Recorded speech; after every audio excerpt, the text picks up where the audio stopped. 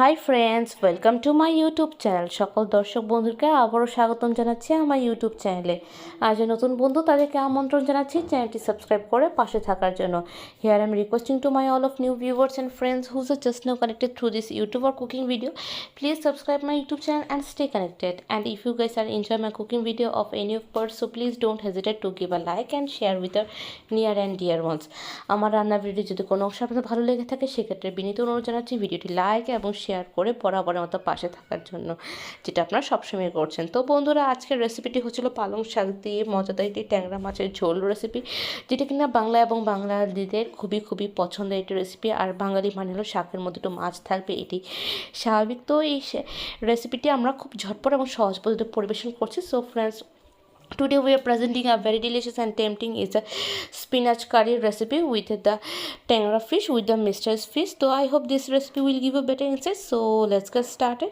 তো এখানে নিয়ে নিচ্ছি আমি ট্যাংরা মাছটাকে ভালো করে আঁশটে কেটে এখানে পরিষ্কার করে রাখা হয়েছে। পেঁয়াজ, কাঁচা লঙ্কা আর আলু আর হচ্ছিল আমাদের পছন্দ পালং শাক। তো আজকে হচ্ছিল এই গুটি কয়েক উপকরণ দেখতেই পাচ্ছেন, শুধুমাত্র আলু অ্যান্ড পেঁয়াজ, কাঁচা লঙ্কা, যেটা কিনা একদম জরুরি থাকবে। তো আর হচ্ছিল মাঝখানে শাক এবং মাছ, যেটি হচ্ছিল মেইন হচ্ছিল উপকরণ।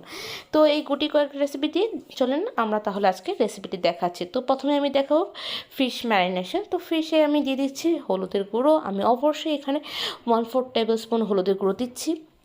লাল মরিচের গুঁড়ো 1/4 টেবিল স্পুন দিচ্ছি। দিয়ে দিচ্ছি পরিমাণ মতো নুন। দিয়ে এটাকে ভালো করে আমি ম্যারিনেট করে নিব।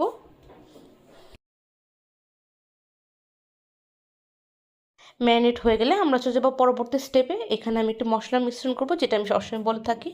তো এখানে আমি 1/2 টেবিল স্পুন হলুদের গুঁড়ো দিচ্ছি 1/2 টেবিল স্পুন লাল মরিচের গুঁড়ো, দিয়ে দিচ্ছি জিরা এবং ধনিয়ার মিশ্রণ 1/4 টেবিল স্পুন, দিয়ে দিচ্ছি পরিমাণ মতো নুন আর সামান্য জল দিয়ে এটাকে ভালো করে একটু মিক্সড করে নিচ্ছি।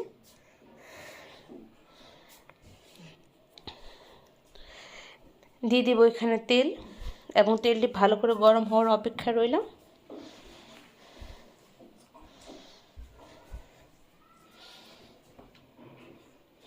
ভালো করে গরম হয়ে গেলে প্রথমে আমি এখানে আলুগুলো ভেজে নেব।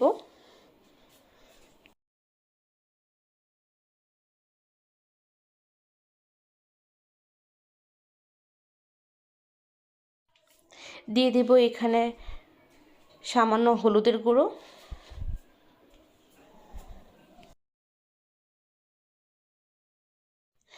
দিয়ে দিব স্বাদ মতো নুন,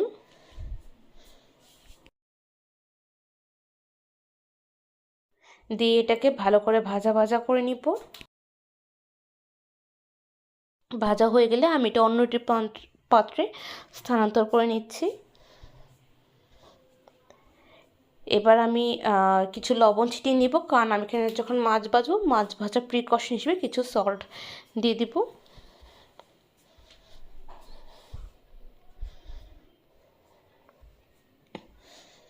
এখানে ম্যারিনেট করে রাখা মাছগুলো দিয়ে দিব।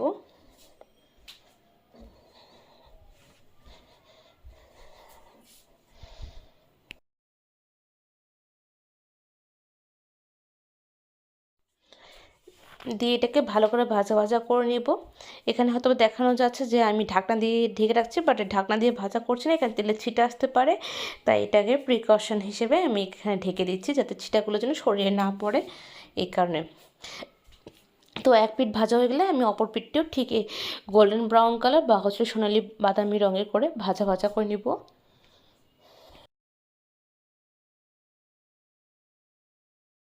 এভাবে ভাজা হয়ে গেলে আমি সেই ভাজা মাছগুলো অন্য একটি পাত্রে ট্রান্সফার করে নিব।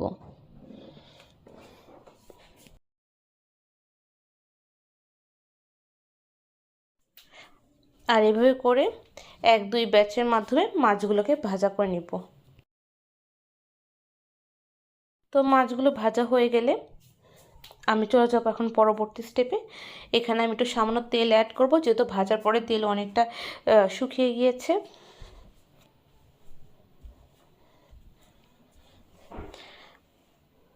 আর এখানে আমি দিয়ে দেবো সামান্য কিছু বড়ি।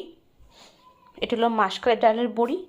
আপনারা আবার যেন কোনো কুমড়োর বড়ি যেন না ব্যবহার করেন, তাহলে টেস্ট ভালো হবে না। আপনার মাসকলাই ডালের বড়িটাই সবসময় ব্যবহার করবেন। এটা আমার হাইলি রিকমেন্ড টু ইউ।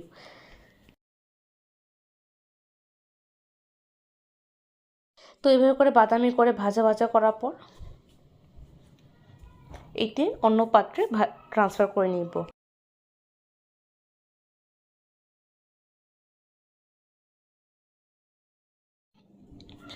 এখন আর একটু তেল ব্যবহার করে নিচ্ছি।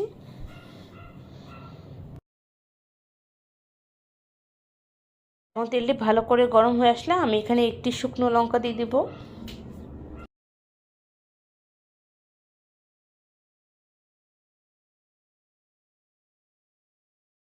তো শুকনো লঙ্কাটা চারোপাশ ভাজা হয়ে গেলে আমি এখানে কালো জিরে দিয়ে দিব।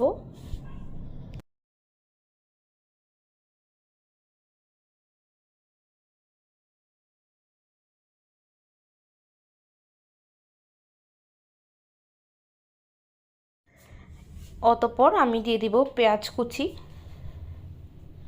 পেঁয়াজটাকে ভালো করে ভাজা ভাজা করে নিব।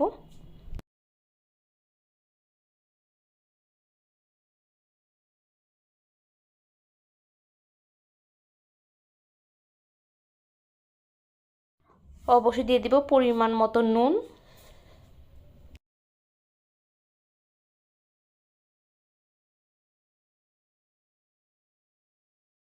তো এটা ভাজা ভাজা হয়ে যতক্ষণ পর্যন্ত বাদামি রঙের না পরিণত হচ্ছে তো করে নিব। এরপর দেখতেই পাচ্ছেন স্ক্রিনে ভাজা হয়ে গিয়েছে। এখন আমি এখানে মশলা মিশ্রণটি যেটা করে রেখেছিলাম পূর্বে, এটা আমি এখন দিয়ে দিচ্ছি। দিয়ে ভালো করে মশলাটি কষিয়ে নিচ্ছি।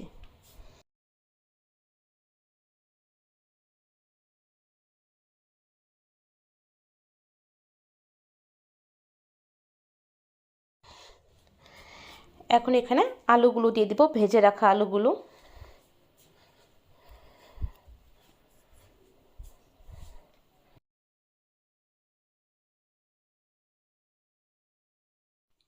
দিয়ে আলু এবং ঝোলটাকে ভালো করে কষিয়ে নেব। আর এর মধ্যে দিয়ে দিব পালং শাক।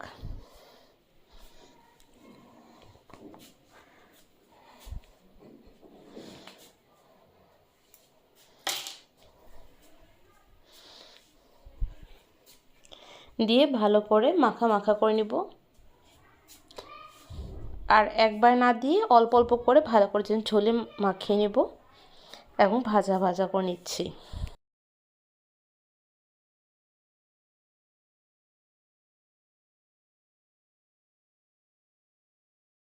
তো এমনভাবে সব দিকে ভাজা হয়ে গেলে বা মাখানো হয়ে গেলে আমি এটাকে কিছুক্ষণ ঢেকে দিব।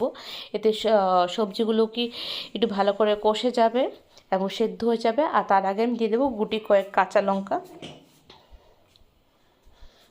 তো দেখতেই পাচ্ছেন শাকটা একদম মজে গিয়েছে।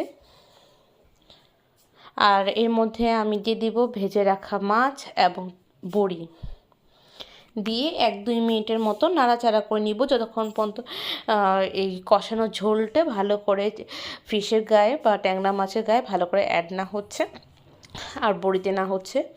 তো বাই দিস টাইমে আমি দিয়ে দিচ্ছি 1 কাপের মতো গরম জল। সবসময় আমি আপনাদেরকে বলি সবসময় গরম জল ব্যবহার করার জন্য, এতে ঝোলের স্বাদটা খুব ভালো থাকে। আর যদি আপনার ঠান্ডা জল ব্যবহার করেন তাতে পানসে হবার একটি হাইলি চান্সেস থাকবে, তো which I am not recommending to you. তো এইভাবে করে রান্নাবান্না করে ট্রাই করে দেখবেন, খুবই ভালো লাগবে। আর শীতের কালগায় টাটকা সবজি দিয়ে খেতে খুবই খুবই মজা লাগে। তো এই পর্যায়ে আমি জাস্ট 1-2 মিনিটের জন্য ঢেকে দিব। তো এখন দেখতে পাচ্ছেন it's totally cooked and it's very delicious and tempting and in is a very very easy way we just prepare. তো খুবই সহজ উপকরণ দিয়ে এবং কম সময়ে একটি দুর্দান্ত বাংলা এবং বাঙালিয়ানা স্বাদে পালং শাকের সাথে টেংরা মাছের ঝোলের রেসিপিটি আজকে পরিবেশন করলাম। তো কেমন লাগলো প্লিজ আমাদেরকে জানাবেন, কারণ আপনাদের মন্তব্যগুলো সবসময় আমাদের উৎসাহের কারণ হয়ে থাকে। So please please please don't hesitate two let us no your valuable comments in your comment section, because it's highly motivated us and give a like and thank you so much for watching. তো বন্ধুরা আজকের রেসিপিটি এতটুকুই আছে। তো আবার দেখা হবে অন্য একটা রেসিপিতে অন্যরকম কথোপকথন নিয়ে। ততক্ষণ পর্যন্ত সুস্থ থাকুন, ভালো থাকুন, take care, tata, bye bye and good night.